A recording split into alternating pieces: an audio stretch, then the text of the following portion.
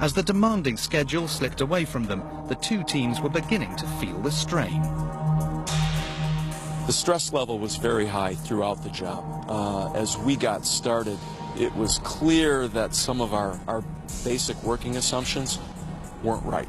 That if we kept on the path we were going to go on, we weren't going to make it. It wasn't just faulty concrete that had caused delay. Now the floor laying process was creating a bottleneck. Laying floors was the most time and labor-intensive part of the construction process. In a normal Malaysian building, it took up to 10 days per story.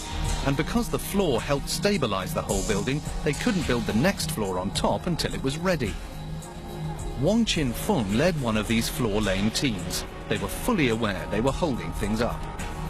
Saya bekerja di Tower 2 dan kita... I worked on Tower 2 and we competed with the contractor on Tower 1. So every day when we went to work, we had a look at what they had done on Tower 1 and what we'd done on Tower 2. They redesigned the flooring system from scratch to speed it up. They pushed the cycle time down to 4 days, but that didn't make things any easier. They still had to go over to 24-hour working, 7 days a week. It became the site that never slept. Long hours took their toll. Oh, we had to work 7 days a week as well, you know, and that was all. We dedicated the 2 years of our lives, you know. The superhuman efforts started to pay off. Construction was at last back on track. Bob Pratt's Tower 1 stood at 64 floors. John Dunsford's Tower 2 still lagged behind at 60. The race was on. They were now more than 300 meters up, towering above every other building in the city. Tiredness and stress led to mistakes. The Petronas Towers site was one of the safest in the world. But working almost a third of a kilometer above the Earth, the slightest error could be fatal. Even with the best safety precautions, it was an awesome height. Slender scaffolding, hard hats and safety ropes were all that stood between workers and the immense drop. Even the most experienced could find themselves paralyzed by fear. So I looked down.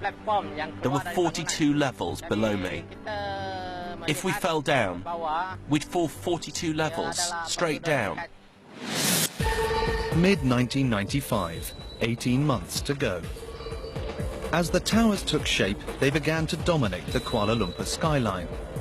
Beneath the skywalkers building the exterior, attention now turned to the inside of the towers. It wasn't enough to build the walls. These had to be living, breathing buildings. The complex was to consist of offices, a shopping centre and an 800-seat auditorium, with 10,000 people using the towers every day. The biggest challenge was getting them where they wanted to go. Elevators take up a lot of space, something the slender Petronas Towers didn't have to spare. The core of a building like the Sears Tower would take up a huge proportion of the floor space of Petronas. They needed a radical new solution. To solve the problem, they brought in Otis, the company who literally invented the elevator.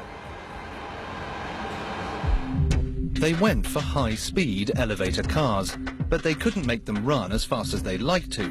People in Asia don't like to go as quickly as Americans.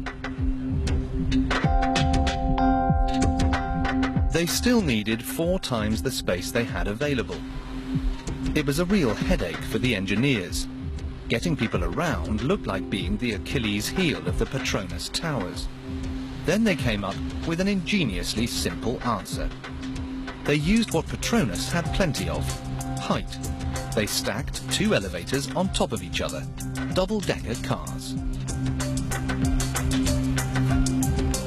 When people enter the towers, they choose whether they're going to go to an odd or even floor.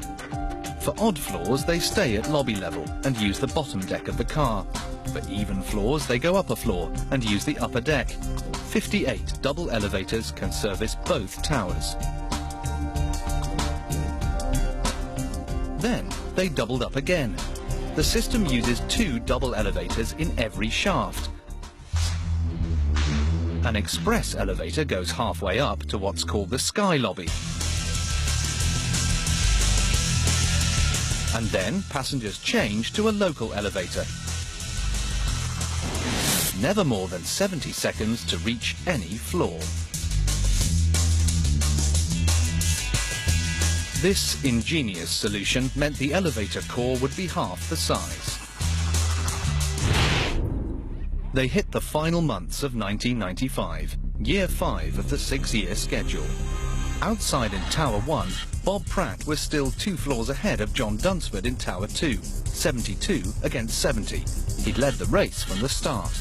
They were finally on schedule. They thought the end was in sight when disaster struck. With a mega build on this scale, progress had to be monitored in depth. Bob Pratt was about to get some bad news. Well, stressful period for me on the project and for the team. At a time when the structure reached about the 72nd floor, our surveying manager came to us one day and said, "I think we've got a little bit of a problem." Precisely 25 millimeters of problem. The worst had happened. Tower 1 wasn't straight. It was about the width of a thumb off vertical. Even worse, news leaked out, and this was a very public project. It wasn't enough to jeopardize the building's structural integrity, but the Petronas Towers were a prestige venture, and it was an embarrassment, something they could really do without. If Bob Pratt's team carried on the way it was going, the situation would get worse and worse. He was at his wit's end. Even the weather seemed to be conspiring against him. The thing that I think really really stuck you every afternoon, you'd be in the middle of having worked all morning, you'd get to late afternoon, and here would come the typical Malaysian Kuala Lumpur afternoon downpour.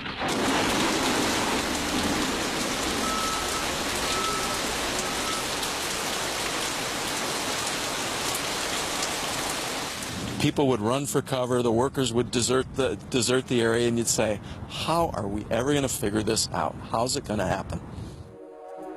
The Tower 1 team had to resist the urge to panic. Carefully, they started to correct the problem, building the tower back towards vertical. The next 16 floors would slant 2 barely visible millimeters back into line. Plans had to be recalculated. It was a setback Bob Pratt could ill afford. John Dunsford in Tower 2 was right on his heels. The race was really hotting up as they moved into the final straight. Can Tower 2 catch Tower 1? And it was almost every 2 days. I mean, the binoculars were there. The 2 towers now stood at over 80 floors. But the safety of high-rise buildings was about to become the next nightmare for both teams. The Petronas Towers are now the tallest buildings in Asia, even unfinished, a towering symbol of Malaysia's national pride. A horrific incident 15,000 kilometers away made their very height a source of vulnerability.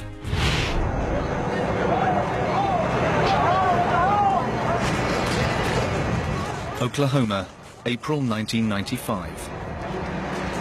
Timothy McVeigh parked a van packed with explosives outside the concrete-built Murrah Federal Building. The deadly explosion put the world on high terrorist alert. It seemed all public buildings were now at risk from terrorism, especially ones as prestigious as the Petronas Towers. The Oklahoma attack sent the Petronas builders back to the drawing board. They needed to look urgently at provisions for the tower's safety. The first weak spot was right beneath the building, where a bomb could do most damage. Originally, there were 3 levels of parking beneath the towers. Now, people would park under the shopping complex. Some security and life support systems